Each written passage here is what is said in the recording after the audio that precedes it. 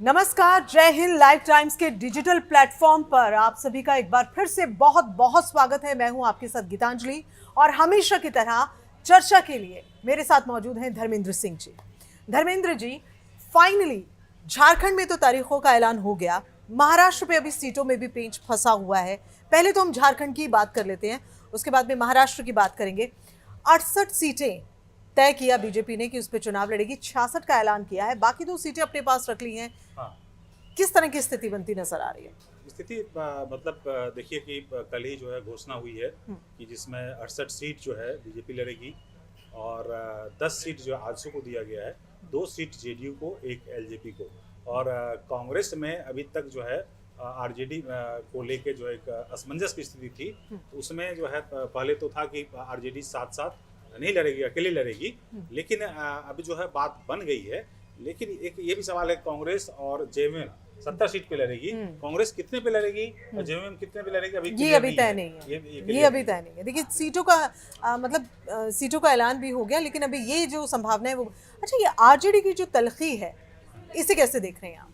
RJD की तलखी थी, चूंकि जो प्रेस कॉन्फ्रेंस था उसमें आरजेडी को बुलाया नहीं गया था। जो नाराजगी थी, 13 से 14 सीटों पे लड़ने की बात किया गया था। वो मनोज झा का कहना था कि एक तरह से अपमान किया गया है। लेकिन राहुल गांधी और हेमंत सोरेन के जाने के बाद, तेजस्वी से मिलने के बाद अब बात जो आई है, बात बन गई है। 7-8 सीट पे जो है आरजेडी वहाँ लड़ सकती है। अच्छा, झारखंड में एक बार फिर से रिपीट होने वाली है जेएमएम, या फिर कुछ अलग समीकरण जो है वो बनते नजर आ रहे हैं? कांग्रेस की स्थिति कैसी है, मजबूत है? हम तो पहले बात करेंगे इस पे, रणनीति पे, लेकिन जो आपको बता दें वहाँ पे इस बार आसान है बीजेपी के लिए, मुझे जो लगता है। अच्छा। क्योंकि 2019 में बीजेपी ने बहुत बड़ी गलती की थी ओवर कॉन्फिडेंस में। आजसू, जिसको पिछली बार 2014 में 8 सीट दी गई थी, उस बार 10 सीट दी गई है। और उस समय गठबंधन नहीं किया गया था 2019 में। प्लस सरयू राय जो है, सरयू राय विद्रोही हो गए थे, वो भी एक फैक्टर था। जो आपका बाबूलाल मरांडी, वो भी चुनाव अलग लड़े थे। अब जो है आजसू भी है और मरांडी भी है, बीजेपी भी है, एंटी इनकम्बेंसी फैक्टर भी है। जी, बिल्कुल सही कह रहे हैं आप। और जिस तरह से अब ये पूरा झारखंड के संदर्भ में अगर हम बात करें, हमने बात कांग्रेस की भी कर ली है, हमने बात आरजेडी की नाराजगी की भी कर लिया, और खास कौन कौन से अहम पॉइंट्स हैं जिन पर हम झारखंड के चुनाव को देख रहे हैं, आने वाले वक्त को देख रहे हैं? और कहते हैं राजनीति में बहुत सारे समीकरण बनते और बिगड़ते रहते हैं, उस कड़ी में अगर हम झारखंड देखिए, मेन तो 5 साल का एंटी इनकम्बेंसी फैक्टर है। और बीजेपी एनआरसी की बात कर रही है, तो वो बहुत बड़ा फैक्टर है। और जिस ढंग से आपका झारखंड और महाराष्ट्र में जो इलेक्शन की तैयारी चल रही थी बीजेपी की, तो पैरेलली जो वहाँ पे तैयारी चल रही थी, ठीक है। लेकिन हम जो है ये तो चल रहा है, और इस पर हम ज्यादा बात करेंगे कि कैसे जो है बीजेपी इस बार कंप्रोमाइज किया, चाहे वो झारखंड हो, चाहे वो महाराष्ट्र हो। वापस आना है ना 5 साल के बाद में, फिर से एक बार महाराष्ट्र में बता दें, महाराष्ट्र में जो है बीजेपी के बारे में बोला जा रहा है कि 155 सीट पे लड़ सकती है, शिवसेना जो 78 सीट पे लड़ सकती है। ये अब हम महाराष्ट्र के संदर्भ में हम बात कर रहे हैं, जी 55 सीट पे लड़ सकती है। तो अभी तक जो है कोई घोषणा जो आधिकारिक रूप से नहीं हुई है।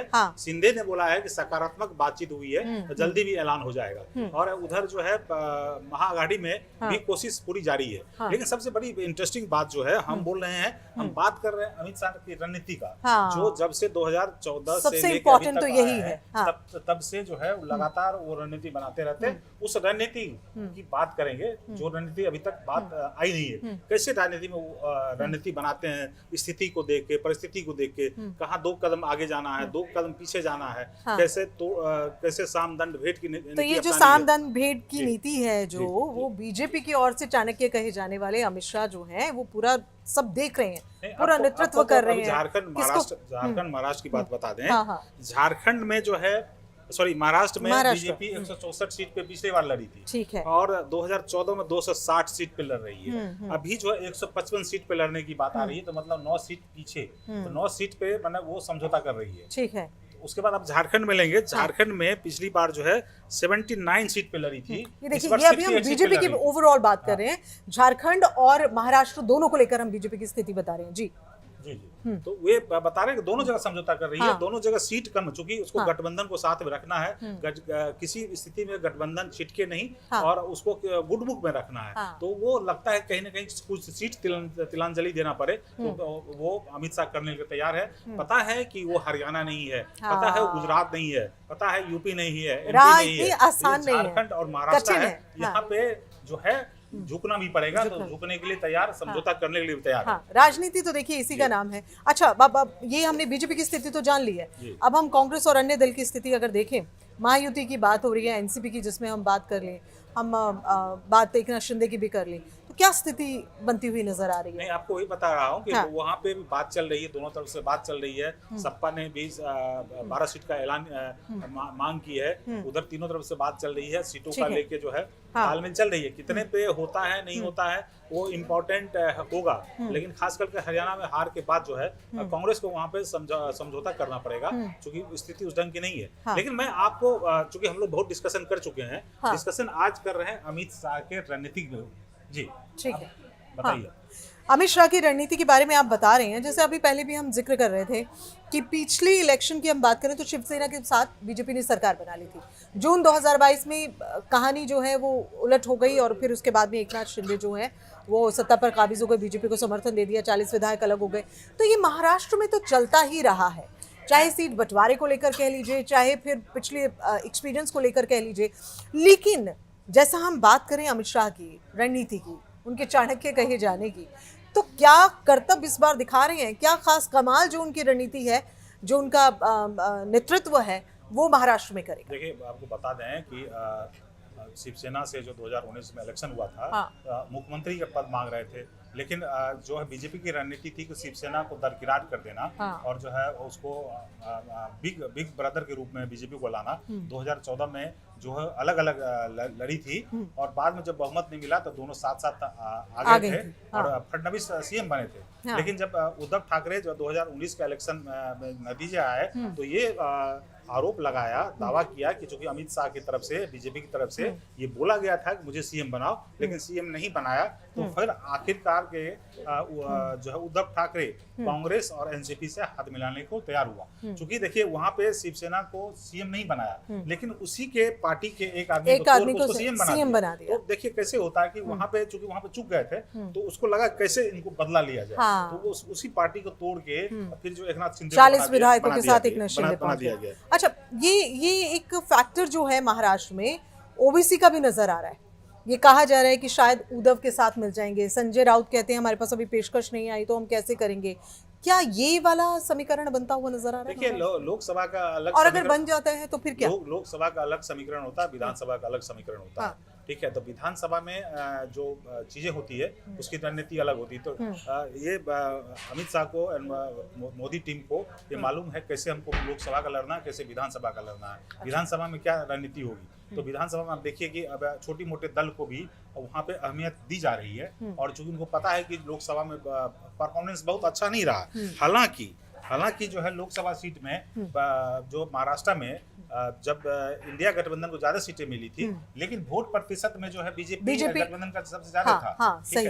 तो उनको पता है कैसे रणनीति लड़नी है। जैसे हरियाणा में आपने देखा होगा, हरियाणा में कैसे रणनीति, चूंकि लग रहा था लोकसभा के बाद पूरी दुनिया मान रही थी वहां पे बीजेपी हार जाएगी, लेकिन हुआ क्या कि देखिए वहां से पता था यहाँ पे मेरा वीकनेस है, तो वीकनेस को कैसे खत्म किया जाए। तो वीकनेस में पहले सीएम को हटाया, उसके बाद जो है 22 उम्मीदवारों को टिकट नहीं दिया गया और जो चीज वो बोल रहे थे केंद्र में हम नहीं लागू करेंगे, वो जो है वहां पे लागू करने की बात किया। जैसे एमएसपी अग्निवीर, राइट। तो पता है कि हमको बेसिकली कहां पर जो नब्ज है वो पकड़नी है। बीजेपी को चुनाव की मशीन बोला जाता है और ये इसको लगता है कि हमको चुनाव जीतना है, तो वहां पे कुछ समझौता भी करना पड़ेगा, 2 कदम पीछे भी चलना है, लेकिन मुझे जीतना है। ठीक है, आपको और भी बता दें कि अमित शाह जो है जब 2014 में प्रभारी बनाया गया यूपी में बहुत कमजोर थी, 10 सीटें था 2019 में मेरे ख्याल से, और उसके बाद 2014 में 73 सीट हो गया, मतलब 7 से गुना वृद्धि। वो अमित शाह के नेतृत्व में हुआ, क्योंकि अमित शाह और मोदी की टीम बहुत पुरानी है, गुजरात से काम करती रही है टीम, और वो अमित शाह जो है मोदी के नेतृत्व में पूरे एजुकेशन करते हैं, कैसे एजुकेशन करते हैं। तो वहाँ पे कमजोर जब थी तो पार्टी पूरे प्रदेश में उनका वर्चस्व नहीं था। तो क्या किया उन्होंने किया सपा को, तो सपा के जो सांसद थे उसको तोड़ा गया, बीएसपी को तोड़ा गया या लाया गया, कांग्रेस को लाया गया। फिर जहां जहां कमजोर था या सिटिंग एमपी थे, जैसे जगदम्बिका पाल का बता दूं, और दो तीन नाम और भी हैं, जो ऐसे लोगों को टिकट बीजेपी से दे दिया। तो ऐसे करीब 20 उम्मीदवार जो थे दूसरे पार्टी से लाए गए थे। इस वजह से वहां पे शानदार जीत हुई, और खास करके मोदी का एक उफान था, पार्टी नेतृत्व मजबूत था, उसके बाद संगठन मजबूत था, पार्टी मजबूत। महाराष्ट्र बूथ लेवल पे काम महाराष्ट्र में मोदी फैक्टर है? मोदी फैक्टर तो हर जगह है, क्योंकि आपको पता है कि महाराष्ट्र में किस हिसाब से, क्योंकि अगर हम शिवसेना की बात करें, हम बात उद्धव ठाकरे की करें, तो मजबूती तो वहां पर भी बनी हुई है, ऐसे में जो साथ है वो भी मिल रहा है, और जैसे कहते हैं स्ट्रॉन्ग प्रेजेंस जो है वो ओबीसी की भी है महाराष्ट्र में, मानते हैं वो इस बात को। तो किस तरह से मतलब देखिए, आपको समझना पड़ेगा कि महाराष्ट्र में पहली बार जो है सरकार तो बनी थी बीजेपी शिवसेना की, मेरे ख्याल से 93 में सरकार बनी थी, लेकिन जो है बीजेपी जो है छोटे भाई की भूमिका में थी। ठीक है, नहीं 93 में नहीं, अभी पीछे 93 में जो बीजेपी शिवसेना की सरकार बनी थी 93, वो जो है बीजेपी जो है छोटे भाई की भूमिका में थी। जब तक बाला साहब ठाकरे थे तो लोकसभा और विधानसभा में बीजेपी कम सीटें मिली थी, लेकिन जब मोदी जब आए 2014 में, तब जो चुनाव हुआ, पार्टी को मजबूती मिली, पहली बार जो है बीजेपी का सीएम हुआ, बीजेपी का सीएम हुआ। तो ये एक तरह से वहाँ पे जो है सीटें भी 105, मेरे ख्याल 2014 में जब चुनाव हुआ था, तो बीजेपी को पहली बार वहाँ के इतिहास में 105 सीट पहली बार मिला, तो वहाँ पर देखिए, मोदी बिना बीजेपी अभी नहीं है। मोदी मतलब बीजेपी मतलब मोदी, तो मोदी तो वो उसको आप अलग नहीं कर सकते।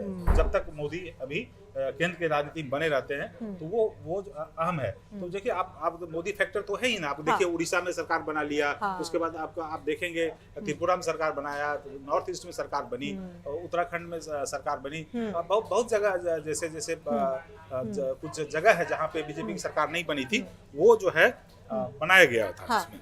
ठीक है, ये 145 का जादुई आंकड़ा जो है वो होना चाहिए।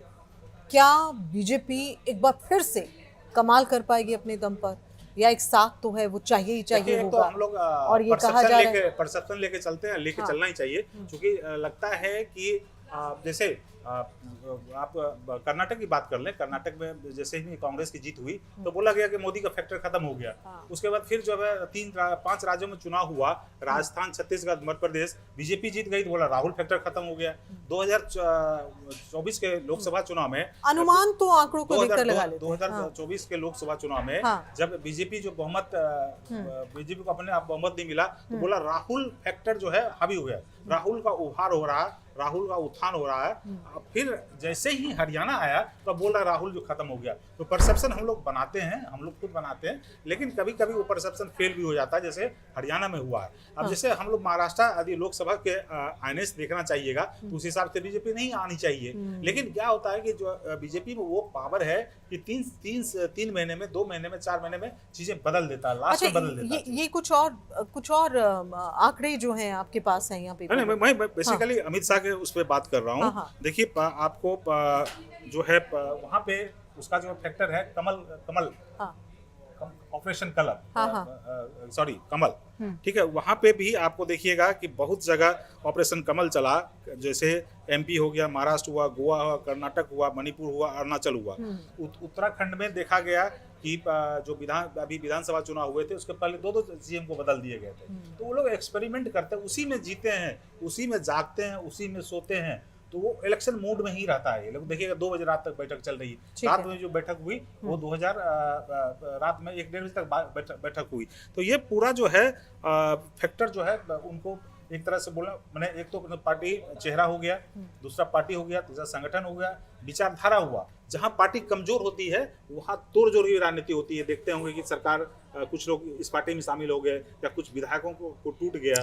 ये जो है मतलब जहाँ पे यदि बहुमत नहीं है तो वहाँ पे भी होता है कि कैसे बीजेपी की सरकार बनाया जाए। अब बात कर रही हैं महाराष्ट्र से। महाराष्ट्र में हार के बाद बहुत सारे जो कदम उठाए गए वहाँ से, ठीक है, खास करके बहुत सारे कदम उठाए गए हैं, जिसमें माझी लड़की बहन योजना जो है, हार के बाद ये योजना लिया गया कि जिसमें 1500 रुपया जो है पर लड़की को दिया जाएगा। टोल टैक्स माफ कर दिया गया अभी हाल में, आप देखेंगे। उसके बाद कुछ वक्त पहले मुफ्त गैस सिलेंडर देने का काम किया।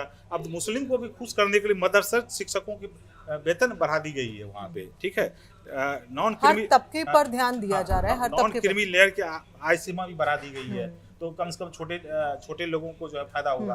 आप देखिए कि आपने अभी देखा होगा कि सुप्रीम कोर्ट ने जो एक जजमेंट दिया था, दिशा निर्देश दिया था, एक सलाह दिया था कि ओबीसी और जो है दलित वोट में जो रिजर्वेशन दिया जा रहा है उसको आप वर्गीकरण कर सकते हैं। और बिल्कुल। कैबिनेट में ये बोला गया हाँ। कि नहीं, इसको हम नहीं करेंगे। हाँ। लेकिन जब चुनाव हो गया, देखिए हरियाणा में लागू हो गया, हाँ। तो उसको स्टेट वाइज कर रहा है। जैसे एमएसपी पूरे देश में नहीं है, हाँ। लेकिन वो हरियाणा में लागू कर ठीक है। ये उनकी रणनीति होती है। तो कि ये हमको रणनीति जीतना जो है तो वो कैसे सभी करना है। राजनीतिक दल अपनी अपनी बनाकर चलते हैं उस हिसाब से भी, ताकि इसको जीत दर्ज कर पूरे पाएं। देश में हमने लागू हाँ, नहीं कर रहे हैं, हाँ। स्टेट में कर रहे हैं। स्टेट में कर स्टेट रहे हैं। इसका जो है बजट वहन करेगा, बिल्कुल, चाहे बिल्कुल। एमएसपी का हो, हाँ। चाहे जो भी हो, जी, वो जी, जी। स्टेट बजट करेगा। बिल्कुल, ये बिल्कुल। स्टेट स्पेसिफिक बिल्कुल है। सही कह रहे ठीक हैं है। आप। अब तो देखिए, अब हिंदू को खुश करने के लिए देसी गाय को राजमाता का दर्जा दिया गया। उसके बाद आपको सावरकर से लेके हिंदुत्व की लड़ाई है। तो देखिए, ये वही मैं कह रही हूँ कि हर तबके को लुभाने की जो कोशिश है वो हो रही है।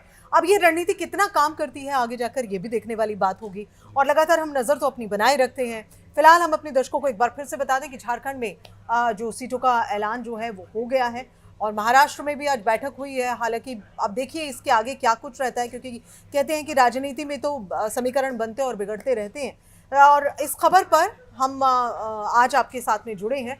हम लगातार आते अपडेट्स पर आपको भी अपडेट करते रहेंगे, देते रहेंगे आपको अपडेट्स, और हमारे साथ आप यूं ही बने रहिएगा।